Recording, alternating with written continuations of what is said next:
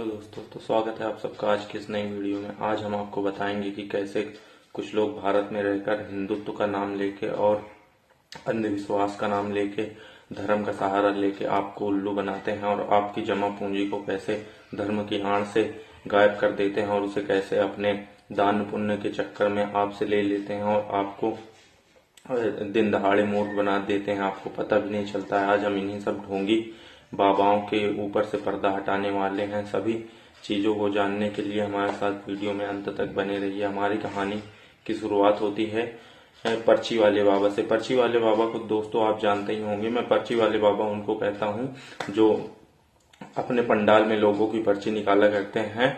हाँ, उस व्यक्ति का नाम है धीरेन्द्र शास्त्री, जो बागेश्वर धाम के नाम से जाना जाता है और यह अपनी सभा में बैठे लोगों का पर्चा निकालता है और उस पर्चे में उसकी पूरी जानकारी लिख देता है, पूरा नाम लिख देता है, पूरा बैकग्राउंड लिख देता है और आगे पीछे क्या होगा, कैसे होगा, हर एक चीज लिख देता है।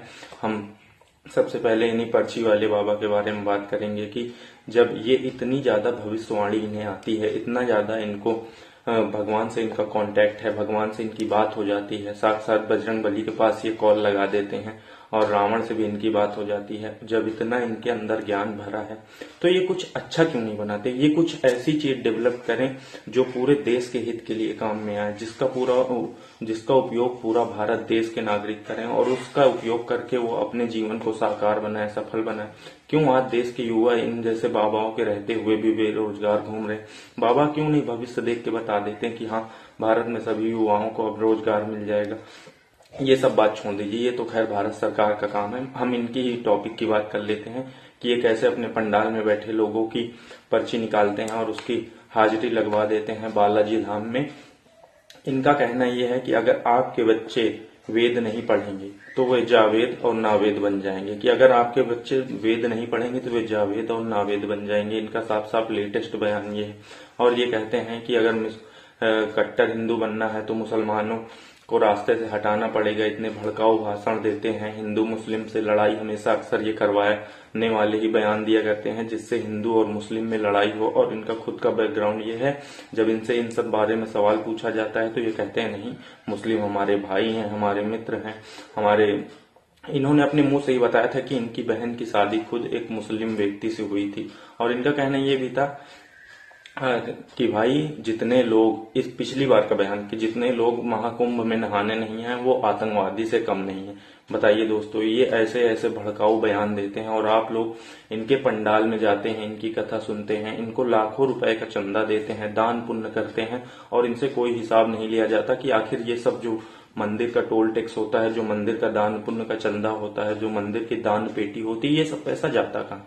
मैं आपको बताता हूँ कि ये सब पैसा रियल में जाता कहाँ। ये पैसा जाता है बाबा की डिफेंडर कार, फॉर्च्यूनर कार, अंगरक्षक, बॉडीगार्ड और इन सब का खर्चा, इनके घर का बिजली का बिल, फोन का रिचार्ज, हर एक चीज, इनके फैमिली में जितने मेंबर हैं, इनके बॉडीगार्ड की फीस, सैलरी और इनके फॉर्च्यूनर और डिफेंडर गाड़ी का तेल, ये जो मंदिर का दान पुण्य का चंदा होता है, ये रियल में यहाँ जाता है। और ये धर्म के नाम पे आपसे लाखों करोड़ों रुपए का हर साल चंदा लेते हैं। और रही बात बाबा की पर्चा निकालने वाली की, तो अगर बाबा सच में इतना बड़ा महान है, इतने बड़े महान व्यक्ति हैं, इतने इनको भविष्य दिखता है, इनका भगवान से इतना ज्यादा कांटेक्ट है, तो जब इनके पंडाल में ही लाखों लोग दब के मर जाते हैं, तब ये पर्चा क्यों नहीं निकाल पाते हैं? तब ये क्यों नहीं बता पाते हैं कि कल जो घटना पंडाल में होने वाली है, सभी को मैं आगाह कर देता हूं ऑनलाइन आके किसी प्लेटफॉर्म पे, सभी को ये आगाह कर दें और बता दें कि आप कल हमारी सभा में ना आइएगा क्योंकि हमारे पंडाल में कल भगदड़ मचने वाली है और कुछ लोगों की उसमें दबकर जान चली जाएगी। बाबा अगर कल आप देख लेते हैं, सब चीजों की आपको नॉलेज है, हर चीज आपको पता है कि कल क्या होने वाला है, तो आप इन सब चीजों को बयां क्यों नहीं करते? आप खुल के online Instagram, Facebook, YouTube, social media का जमाना है, कहीं पे आकर भी बयान दे दीजिए कि भैया कल की सभा में आप लोग ना आइएगा क्योंकि कल भगदड़ मचने वाली है और इसमें न जाने कितने लोगों की जान चली जाएगी। इससे अच्छा आप घर पे ही रहिए, ऑनलाइन प्रवचन सुन लीजिए। बाबा ये सब बातें क्यों नहीं बताते? बाबा सिर्फ गिने चुने लोगों का पर्चा निकालते हैं, जो गरीब दुखिया लोग आते हैं अपनी एक आस के उम्मीद से, तो बाबा उनका फ्रॉड काट देते हैं, चूतिया काट देते हैं कि आप यहाँ आए हैं तो मैं आपका पर्चा निकाल दूंगा। और वो जिनका पर्चा निकालते हैं ये उनके ही कंपनी के, उनके ही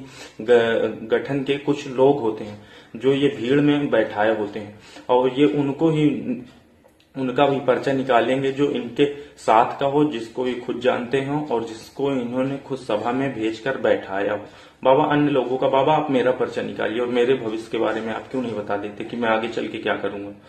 ये नहीं कर सकते बाबा, क्योंकि बाबा को रियलिटी में कुछ नहीं पता। इनको सिर्फ भड़काऊ भाषण देना आता है, लोगों को मूर्ख बनाना आता है और लोगों को चूतिया बनाना आता है। उनकी जमा पूंजी को धर्म के सहारे, हिंदुत्व के नारे से उनको खींचना आता है। लोगों के पैसे से ये अपनी लग्जरी लाइफ को जीते हैं, अच्छे से रहते हैं, बड़ी बड़ी गाड़ियों से घूमते हैं, अपने बड़े बड़े घर में रहते हैं।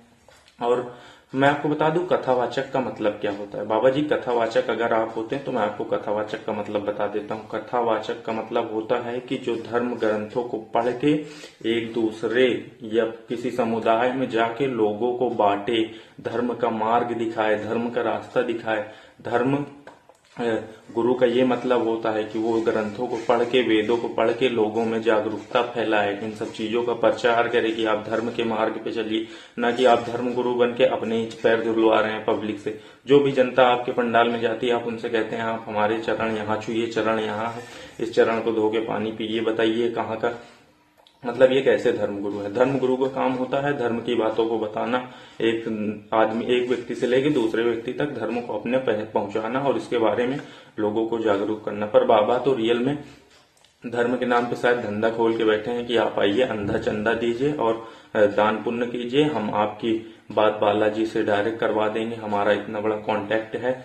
और रियलिटी में बाबा ये फ्रॉड हैं और इनको कुछ नहीं पता, किसी भी चीज के बारे में नहीं पता। अगर बाबा को सच में भविष्यवाणी देखनी आती या बाबा सच में भविष्यवाणी कर पाते हैं, जितने लाखों लोग इनके पंडाल में जाते हैं, सैकड़ों की भीड़ आती है, वो दब के ना मरते, न वो कुछ ले जाते। और अगर बाबा सच में भविष्यवाणी देख लेते तो शायद आज हम, जो हमारे दिल्ली में अभी अभी हाल ही में अटैक हुआ था, उस अटैक से बच जाते, क्योंकि बाबा पहले ही भविष्यवाणी देख के बता देते कि दिल्ली में अटैक होने वाला है। अब आ जाते हैं दूसरों, एक बहुत ही कम उम्र के बाबा के ऊपर बात कर लेते हैं। अभिनव अरोड़ा, इनको तो आप जानते होंगे, ये महज 14 साल का लड़का है और ये इतना उत्पात मचाए रखा है कि इसके घर वाले भी इसका साथ दे रहे हैं। ये स्कूलों में घुस जाता है, राधे राधे राधे राधे राधा रानी करते करते ये पता नहीं कहाँ कहाँ घुस जाता है और कहाँ कहाँ कितने गंदे बयान देता है, और कैसे सोशल मीडिया पे गवर्नमेंट इसका सपोर्ट करती है, कैसे सरकार भी इन सब बच्चों की मदद करती है और ये किस प्रकार से अंधविश्वास को फैलाता है, इन सब चीजों को भी जान लेते हैं।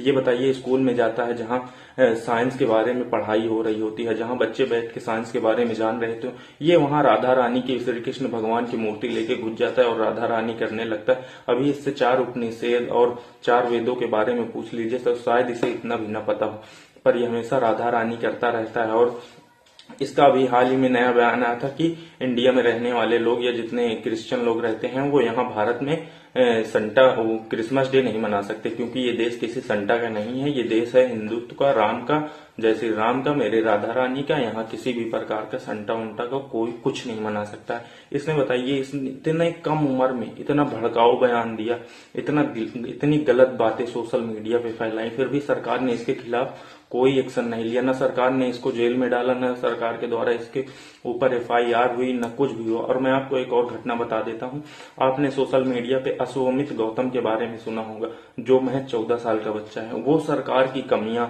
और सरकार में बढ़ रहे अत्याचार को आज सोशल मीडिया पे अपनी आवाज, अपने नॉलेज के दम पे दिखाता था और सरकार से इंसाफ मांगता था उन दबे कुचले लोगों का जो अपनी आवाज रियल में नहीं उठा पाते थे। ये अश्वमित गौतम जो बच्चा है, ये सभी की आवाज उठाता था और सब गरीबों की, मजलूमों की आवाज बनकर ये सोशल मीडिया पर सरकार से सवाल पूछता था। सरकार ने इसका तो साथ नहीं दिया। सरकार ने बताइए इस 14 साल के बच्चे के ऊपर FIR फाइल कर दी, और एक नहीं 2 FIR फाइल कर दी।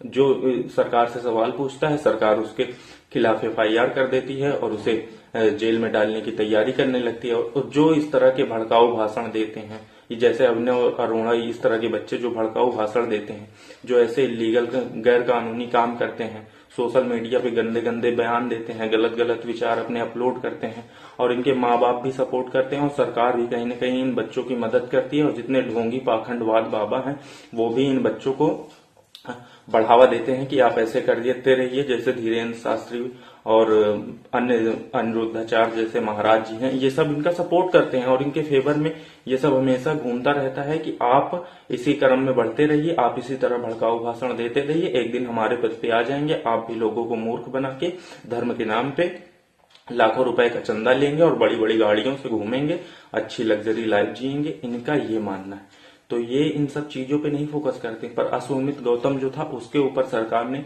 बिना हिचकिचाए एफआईआर दायर कर दी और उसको शायद अब फिलहाल जेल तो नहीं गया, परंतु उसने सरकार से पूछा तो सरकार बताइए 14 साल के बच्चे से इतना ज्यादा डर गई कि उसके ऊपर एफआईआर तक हो गई। बस वो उस करता क्या था, वो बेचारा भगत सिंह को पढ़ता था, अम्बेडकर जी को पढ़ता था और सारी विचारधाराएं उसके दिमाग में इतनी अच्छे से गठित हो गई कि आप उसका सोशल मीडिया अकाउंट एक बार चेक करिएगा, आप देखिए कि वो कितना बढ़िया कंटेंट बनाता है और लोगों की कैसे आवाज उठाता है, दबे कुचले लोगों की, पिछड़े वर्ग की। पर सरकार ने उसके खिलाफ तुरंत एक्शन ले लिया और सरकार इन जैसे बाबाओं के खिलाफ आज तक कोई भी एक्शन, कोई भी एफआईआर, कोई भी चार्जशीट तक दाखिल नहीं की और इनको सरकार के द्वारा इसी तरह बढ़ावा दिया जाता रहा है। अब इन सब चीजों से बचा कैसे जाए, आइए इसके बारे में भी थोड़ी बात कर लेते हैं। मैं आपको अन्य देशों की बात बता दूं।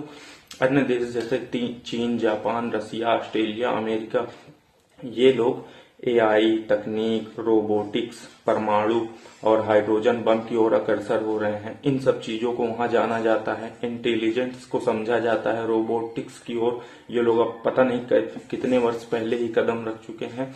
चाइना, जापान जैसे देश आज अपना खुद का इंटरनेट बना रहे हैं, खुद के ऐप बना रहे हैं, खुद का सोशल मीडिया बना रहे हैं, चाइना जैसा देश। और भारत इसी तरह अंधभक्त बना रहा है, इसी तरह हर चीजों को फैला रहा है, हिंदू मुसलमान को आपस में लड़वा रहा है। ये न जाने कब तक भारतीय नागरिकों को मूर्ख समझते रहेंगे और उनसे कहेंगे कि आप गोबर और गौमूत्र का सेवन कीजिए। आपको अगर कोई गंभीर से गंभीर बीमारी है तो आपको अगर कैंसर भी है तो आप प्रतिदिन 100 ग्राम गोबर खाइए और 1 गिलास गौमूत्र पीजिए, आपका कैंसर ठीक हो जाएगा। और रियलिटी ये है दोस्तों, जब इन जैसे बाबाओं की और पाखंडियों की तबीयत खराब होती है तो ये जाते हैं एम्स हॉस्पिटल में, अच्छे अच्छे बड़े बड़े हॉस्पिटल्स में और डॉक्टरों से अपना इलाज करवाते हैं। और जितने भी लोग इनके सभा में आते हैं इनकी कथा सुनने या इनका प्रवचन सुनने, ये उन लोगों को बताते हैं कि आप गौमूत्र का सुबह 2 बार सेवन कीजिए और गोबर खाइए, इससे आपका कैंसर ठीक हो जाएगा।